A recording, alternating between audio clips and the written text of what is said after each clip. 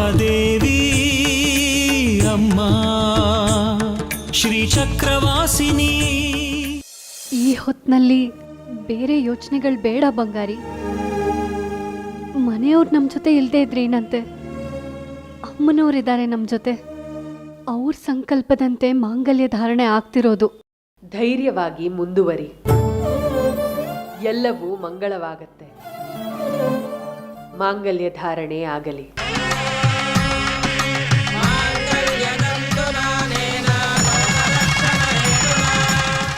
ಇನ್ನೇನು ಗುಡಿ ಹತ್ರ ಬಂದ್ವಿ, ಅಲ್ಲೇ ಹೋಗಿ ನೋಡೋಣ, ಎಲ್ಲ ಗೊತ್ತಾಗತ್ತೆ. ಅದರಲ್ಲೂ ಹೋಗಿರೋ ಜಾಜಿ ಮೊದಲೇ ಅಮ್ಮನವ್ರ ಕೃಪಾ ಪೋಷಿತವಳು ಇದ್ರೆ ಆ ದೇವಸ್ಥಾನದಲ್ಲೇ ಇರ್ತಾಳೆ. ಅಲ್ಲಿ ಖಂಡಿತ ಅವರಿಬ್ರು ಇರ್ತಾರೆ. ನಡೀರಿ ಹೋಗೋಣ.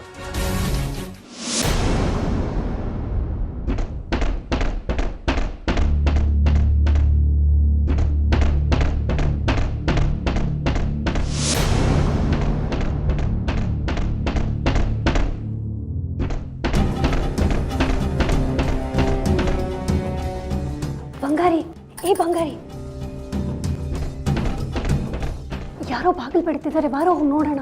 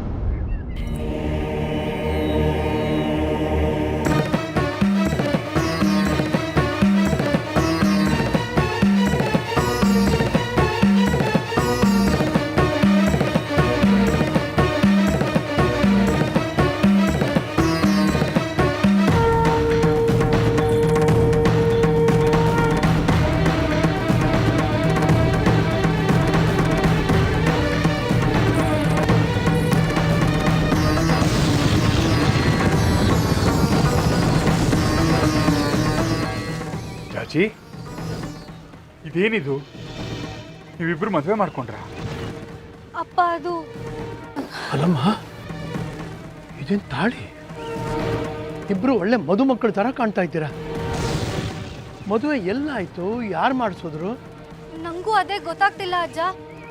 ನಾವಿಬ್ರು ದೇವಸ್ಥಾನದಲ್ಲಿ ಮಲಗಿದ್ವಿ. ಆಮೇಲೆ ಏನೋ ಕನ್ಸು ಬಿದ್ದಾಗಾಯ್ತು. ದೇವಲೋಕದಲ್ಲಿ ನಾವು ಮದುವೆ ಆದ ಹಾಗೆ.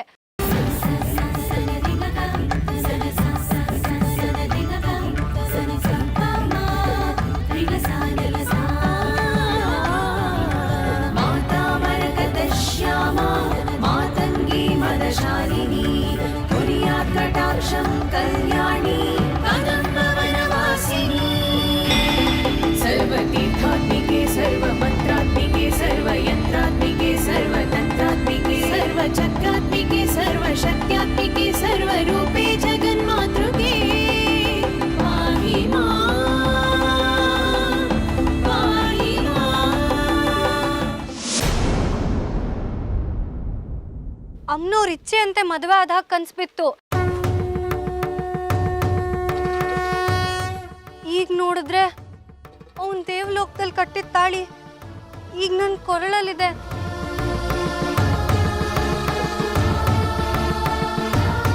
ನಂಗೇನು ಗೊತ್ತಾಗ್ತಿಲ್ಲ ಅಜ್ಜ. ಏನು ದೇವಲೋಕದಲ್ಲಿ ಮದುವೆ ಆಯ್ತಾ? ಯಾರಾದರೂ ನಂಬಕ್ಕಾಗತ್ತಾ? ನಿಜವಾಗ್ಲೂ ಅಜ್ಜಯ್ಯ, ನನ್ನ ನಂಬಿ. ದೇವಲೋಕದಲ್ಲಿ ನಮ್ಮ ಮದುವೆ ಆಯ್ತು. ಏನ್ ಹೇಳ್ತಾ ಇದೀಯ ಜಾಜಿ? ನಿನಗೇನು ಹುಚ್ಚಿಗೆ ಹಿಡಿತಾ? ದೇವಲೋಕದಲ್ಲಿ ಮದುವೆ ಅಂದ್ರೆ ಯಾರಾದ್ರೂ ನಂಬೋ ಮಾತಾ? ನಾನು ಹೇಳ್ತಿರೋದು ನಿಜ ಅಪ್ಪ. ದೇವಲೋಕದಲ್ಲಿ ನಮ್ಮ ಮದುವೆ ಆಯ್ತು. ಅಮ್ಮನವರೇ ನಿಂತು ನಮ್ಮ ಮದುವೆ ಮಾಡಿಸಿದ್ರು. ಅಮ್ಮನವ್ರ ಹೆಸರನ್ನ ನೀನ್ ಮಾಡಿರೋ ಕೆಲಸ ಗಂಟು ಹಾಕ್ಬೇಡ ಜಾಜಿ.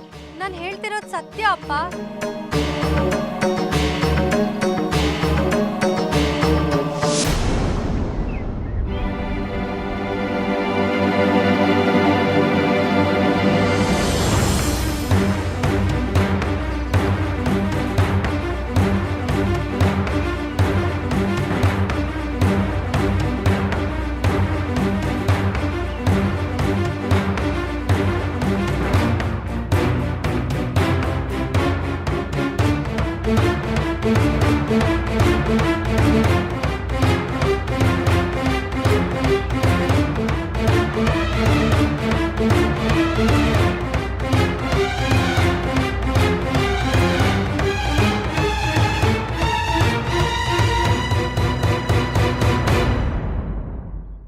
ಏನೋ ವಿಚಿತ್ರ ನಡೆಯೋ ಸೂಚನೆ ಸಿಗ್ತಾ ಇದೆ ಸೂರ್ಯಾಂಶು.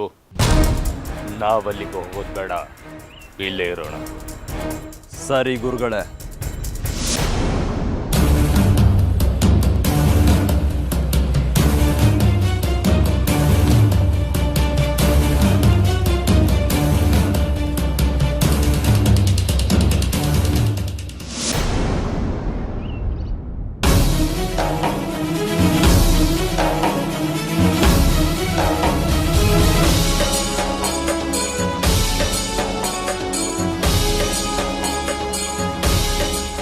ಏನಿದು ಶಂಕರ್ ಶಾಸ್ತ್ರಿಗಳೇ?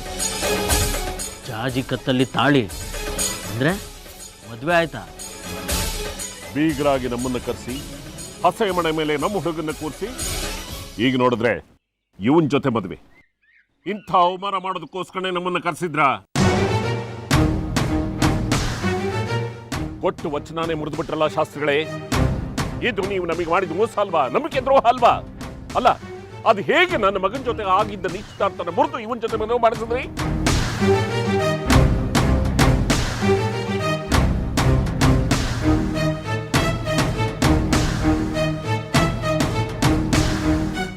ನಿಮ್ಮ ಮಾತನ್ನು ನಂಬಿಕೊಂಡು ನಿಮ್ ಜೊತೆ ಒಪ್ಪಂದ ಮಾಡ್ಕೊಂಡ್ವಲ್ಲ, ನಮ್ಗೆ ಹೊಡ್ಕೊ. ಛೀ, ಇದೇನಾ ನಿಮ್ಮ ವಚನ ಬದ್ಧತೆ? ಮಾತಾಡಿ ಶಂಕರ್ ಶಾಸ್ತ್ರಿಗಳೇ, ನಿಮ್ಮನ್ನೇ ಕೇಳ್ತಾ ಇರೋದು.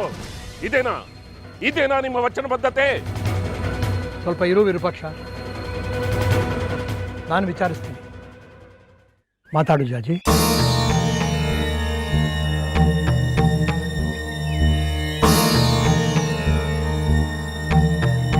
ನೀನು ಮಾತು ಮುರಿದ ಪರಿಣಾಮ ನಾನು ಇಂಥವ್ರ ಹತ್ರ ಎಲ್ಲ ಅನಿಸ್ಕೋಬೇಕಾಗಿದೆ. ನೀನು ಮಾಡಿದ ತಪ್ಪಲ್ವಾ? ಹಸೆ ಮನೆಯಿಂದ ಓಡ್ ಹೋಗಿ ಇನ್ನೊಬ್ಬನ ಹತ್ರ ತಾಳಿ ಕಟ್ಸ್ಕೊಂಡು ಬಂದು ನಿಂತಿದ್ಯಲ್ಲ, ಇದು ತಪ್ಪಲ್ವಾ?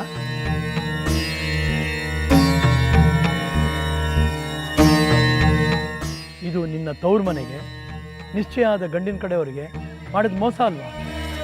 ಉತ್ತರ ಕೊಡು ಜಾಜಿ. ಅಜ್ಜ, ನಾನು ಯಾವತ್ತೂ ಚಂದ್ರಧರನ್ ಒಪ್ಪಿರ್ಲಿಲ್ಲ. ಒಪ್ಪಿಗೆ ಇಲ್ಲದೆ ಮದುವೆ ಸಿದ್ಧತೆ ನಡೆಸಿದ್ರ? ಎಲ್ರ ಸಮ್ಮುಖದಲ್ಲಿ ನನಗೆ ಹಾರ ಹಾಕಿದ್ಯಲ್ಲ, ಅದು ಸುಳ್ಳ?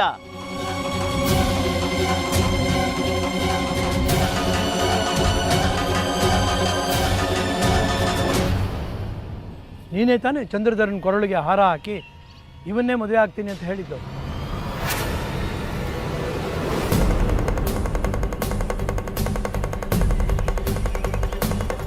ನಿನ್ನ ಒಪ್ಪಿಗೆ ಮೇಲೆ ತಾನೇ ಈ ಮದುವೆಗೆ ನಾನು ನಿಶ್ಚಯಿಸಿದ್ದು. ಇಲ್ಲ, ಏನೋ ಮೋಸ ನಡೆದಿದೆ ಇಲ್ಲಿ. ನನಗೆ ಯಾರೋ ಮೋಸ ಮಾಡಿ ಅವ್ರಿಗೆ ಹಾರ ಹಾಕೋ ಥರ ಮಾಡಿದ್ದಾರೆ. ಅವ್ರನ್ನ ಮದುವೆ ಆಗೋದಕ್ಕೆ ನನಗೆ ಒಪ್ಗೆನೇ ಇರಲಿಲ್ಲ. ಮೋಸ ಮಾಡಿದ್ರು ಅನ್ನೋದನ್ನ ಯಾವ ಆಧಾರದ ಮೇಲೆ ಹೇಳ್ತೀಯಾ? ಅದಕ್ಕೇನ್ ಸಾಕ್ಷಿ ಇದೆ?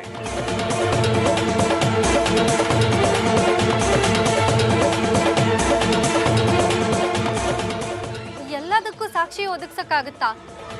ಕೆಲವೊಂದು ಗೊತ್ತಾಗತ್ತೆ, ಅದಕ್ಕೆ ಪುರಾವೆ ಒದಗಿಸೋಕ್ಕಾಗಲ್ಲ. ಪುರಾವೆ ಒದಗಿಸೋದಿಲ್ಲ ಅಂದ್ರೆ ನಂಬೋದು ಹೇಗೆ?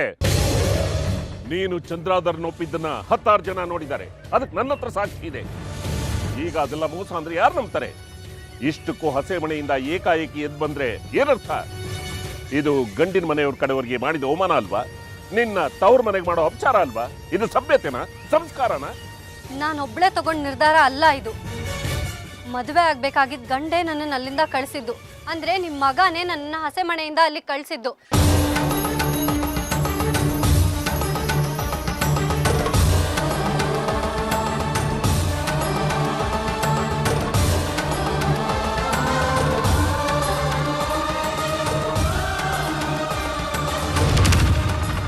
ನಿನಗೆ ಮೋಸ ಆಗ್ತಿದೆ, ಇಲ್ಲಿರ್ಬೇಡ, ಎಲ್ಲರೂ ಸೇರಿ ನಿನಗೆ ಮೋಸ ಮಾಡ್ತಿದ್ದಾರೆ ಅಂತ ಅವರೇ ಹೇಳಿದ್ದು. ಬೇಕಿದ್ರೆ ಅವ್ರನ್ನೇ ಕೇಳಿ ನೋಡಿ. ನಾನೇ ಹೇಳ್ತಾ ಇದ್ದೀನಿ, ಇಲ್ಲಿಂದ ಓಡೋಗು.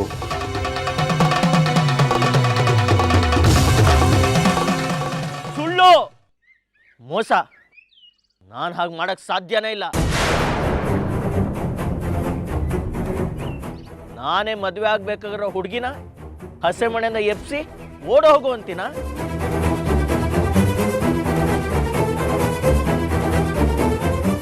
ಸಾಧ್ಯನೇ ಇಲ್ಲ. ಜಾಜಿ, ಬಾಯಿ ಬಂದಾಗ ಮಾತಾಡ್ಬೇಡ, ನಾಲ್ಗೆ ಮೇಲೆ ಹಿಡ್ತಾ ಇರ್ಲಿ. ಏನು? ನಾನ್ ಸುಳ್ಳು ಹೇಳ್ತಿದ್ದೀನ? ಹಾಗಿದ್ರೆ ನೀವ್ ನನ್ನನ್ನ ಹಸೆ ಮನೆಯಿಂದ ಎಬ್ಸಿ ಕರ್ಕೊಂಡು ಹೋಗಿದ್ದಕ್ಕೆ 10 ಜನ ಸಾಕ್ಷಿ ಇದ್ದಾರೆ. ಬೇಕಿದ್ರೆ ಕೇಳಿ ನೋಡಿ. ಇಲ್ಲ, ನಾನು ಹಾಗೆ ಮಾಡಿಲ್ಲ. ನೀನು ಅವತ್ತು ನನ್ಗೆ ಹಾರ ಹಾಕಿದ್ದೆ. ಒಬ್ಬನಿಗೆ ಹಾರ ಹಾಕಿದ್ಮೇಲೆ ಅದು ಅರ್ಧ ಮದುವೆ ಆದ ಹಾಗೆ. ಅದು ಹೇಗೆ ನನ್ನ ಬಿಟ್ಟು ಇನ್ನ ಮದುವೆ ಆದೆ? ನೀವೇ ನನ್ನನ್ನ ಹಸೆ ಮನೆಯಿಂದ ಹೊರಗೆ ಕರ್ಕೊಂಡು ಬಂದು ಬಿಟ್ರಲ್ಲ, ಆ ಕಾರಣಕ್ಕೆ ನಾನು ಹೊರಗೆ ಬಂದಿದ್ದು.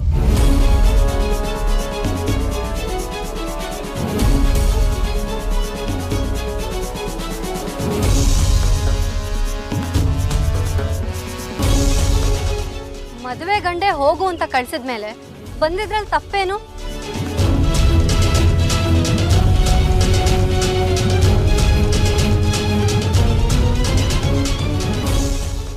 ಹಾಗಿರುವಾಗ ನನ್ನಿಂದ ಮೋಸ ಹೇಗಾಗತ್ತೆ? ನಿಮ್ಮ ಒಪ್ಪಿಗೆ ಸೂಚನೆ ಮೇರೆಗೆ ತಾನೇ ನಾನು ಬಂದಿದ್ದು. ಇದು ಕೂಡ 10 ಜನರ ಮುಂದೆನೇ ನಡೆದಿರೋ ವಿಷಯ. ಎಲ್ರ ಮುಂದೆನೇ ನೀವು ನನ್ನನ್ನು ಹೊರಗೆ ಕಳಿಸಿದ್ದು, ನಾನು ಬಂಗಾರಿ ಜೊತೆ ಬಂದಿದ್ದು.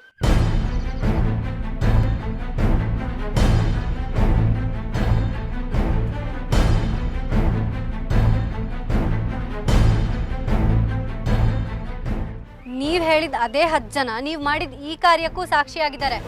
ಎಲ್ರ ಮುಂದೆನೆ ನೀವ್ ನನ್ನನ್ನು ಕರ್ಕೊಂಡು ಬಂದ್ಬಿಟ್ರಿ. ಬೇಕಿದ್ರೆ ಯಾರನ್ನಾದ್ರೂ ಕೇಳಿ. ಸಾಧ್ಯನೇ ಇಲ್ಲ.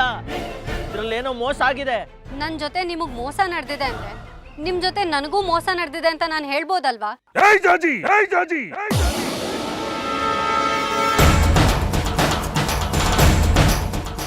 ನನ್ನ ಮಗನ ಜೊತೆ ವಾದ ಮಾಡೋಷ್ಟಾಗ್ಬಿಟ್ಯಾ ನೀನು? ಹಾಳಾಗಿ ಹೋಗ್ತೀಯಾ ನೀನು? ನೀನು, ನನ್ನ ಕುಟುಂಬ, ನಿನ್ನ ತವರ ಮನೆ ಎಲ್ಲರೂ ನಾಶವಾಗಿ ಹೋಗ್ತೀರಾ. ಎಲ್ಲರೂ ಸೇರಿ ನನಗೆ ಮೋಸ ಮಾಡ್ತೀರಾ. ನಾಶವಾಗಿ ಹೋಗ್ತೀರಾ, ನಾಶವಾಗಿ ಹೋಗ್ತೀರಾ.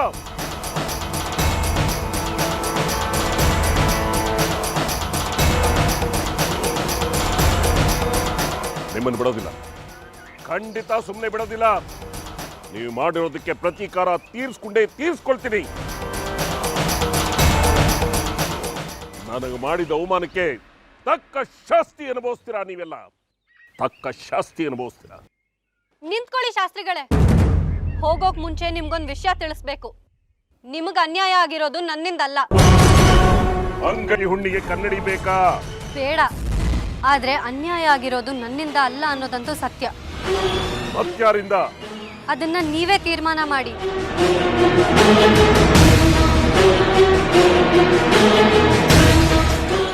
ಈ ಮೊದಲು ನನ್ನ ನೋಡೋದಕ್ಕೆ, ನನ್ನ ಜೊತೆ ಮದುವೆ ನಿಶ್ಚಯದ ಮಾತುಕತೆ ಆಡೋದಕ್ಕೆ ಸುಖದರನಾಗಿ ಬಂದಿದ್ದ ವ್ಯಕ್ತಿ ಸುಖದರನೇ ಅಲ್ಲ.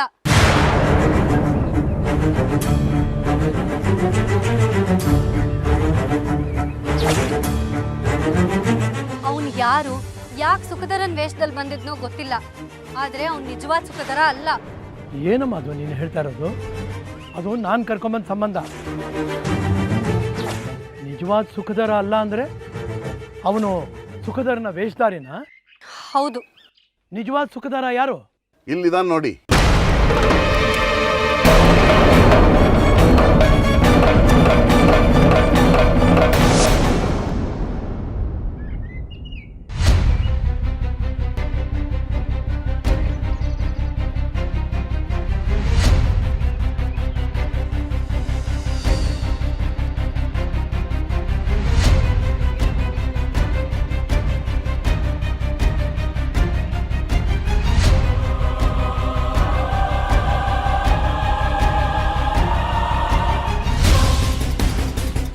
ಯಾರಿವನು?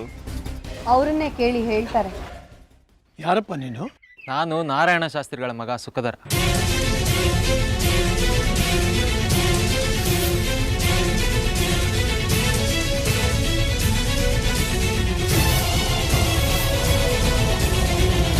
ನಮ್ಮ ತಂದೆ ಮತ್ತು ನೀವು ಸ್ನೇಹಿತರು ಅಂತ ನಮಗೆ ಗೊತ್ತು. ಆದರೆ ನಮ್ಮ ತಂದೆ ಈಗ ಜೀವಂತವಾಗಿಲ್ಲ. ಆದರೆ ನೀವು ಜಾಜಿನ ನೋಡೋದಕ್ಕೆ ಹೇಳಿ ಕಳಿಸಿದ್ರಿಂದ ಈಗ 2 ವಾರದಿಂದ ನಾನು ಇಲ್ಲಿಗೆ ಬಂದಿದ್ದೆ.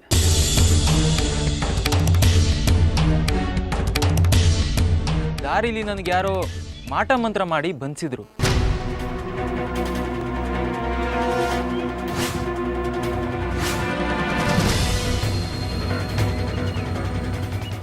ಯಾವುದೋ ಒಂದು ಕೋಣೆಯಲ್ಲಿ ನನ್ನ ವಶೀಕರಣ ಮಾಡಿ ಬಂಧಿಸಿದ್ರು. ಯಾರು? ಅವ್ರು ಯಾರು ಅಂತ ಗೊತ್ತಿಲ್ಲ. ನಾನಲ್ಲಿ ಪ್ರಜ್ಞೆ ಇಲ್ಲದೆ ಬಿದ್ದಿದ್ದೆ.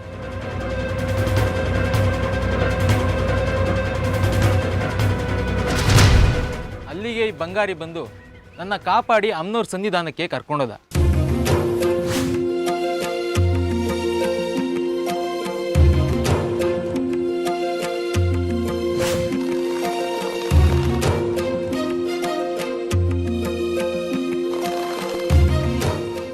ಅಲ್ಲೊಬ್ರು ಮಹಾತಾಯಿ ಸಿಕ್ಕಿದ್ರು. ಯಾರೋ ದೀಪ ಮಾರೋ ಹೆಂಗ್ಸಂತೆ. ದೀಪ ಮಾರೋ ಹೆಂಗ್ಸ? ಆಕೆ ಹೆಸರೇನು ಗೊತ್ತಾ? ಶ್ರೀಮತಿ ಅಂದಾಗಿತ್ತು, ನನಗೆ ಸರಿಯಾಗಿ ನೆನಪಿಲ್ಲ.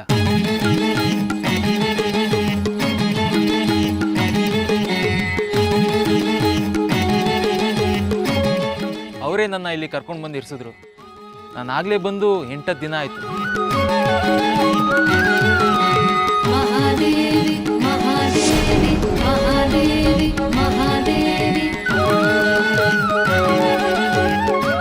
ದ್ವಾದಶಿಯ ದಿನ ಜಾಜಿ ಅನ್ನೋ ಹುಡುಗಿ ಬರ್ತಾಳೆ. ಅಲ್ಲಿವರೆಗೂ ನಾನು ಇಲ್ಲೇ ಇರಬೇಕು ಅಂತ ಹೇಳಿದೆ.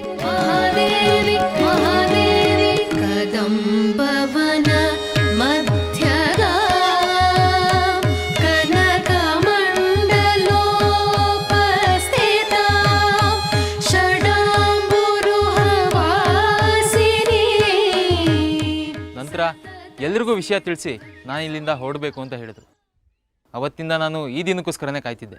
ಹಾಗಾದ್ರೆ ನಿನ್ನ ವಶೀಕರಣಗೊಳಿಸಿ ನಿಜವಾದ ಸುಖದರ ಅಂತ ಬಂದವನು ಯಾರು? ಹೇಳಿದ್ನಲ್ಲ, ಅವ್ರು ಯಾರು ಅಂತ ನನಗೆ ಗೊತ್ತಿಲ್ಲ. ಅವ್ರ ಮುಖ ಸಹ ನಾನು ನೋಡಿಲ್ಲ. ಆದರೆ ನನ್ನನ್ನು ವಶೀಕರಣಗೊಳಿಸಿದ್ರು ಅನ್ನೋದು ಮಾತ್ರ ನನಗೆ ಗೊತ್ತು.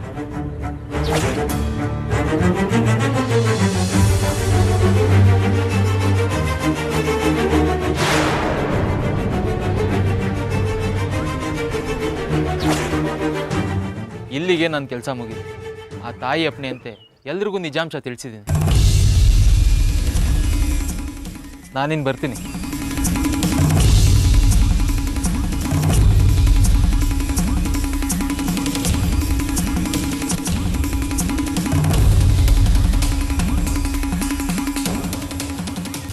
ಎಷ್ಟೋ ವಿಷಯಗಳು ನಮಗೆ ಗೊತ್ತಿಲ್ಲದೆ ಇರೋ ಹಾಗೇನೆ ನಡ್ಕೊಂಡು ಹೋಗ್ತಾನೆ ಇರುತ್ತೆ.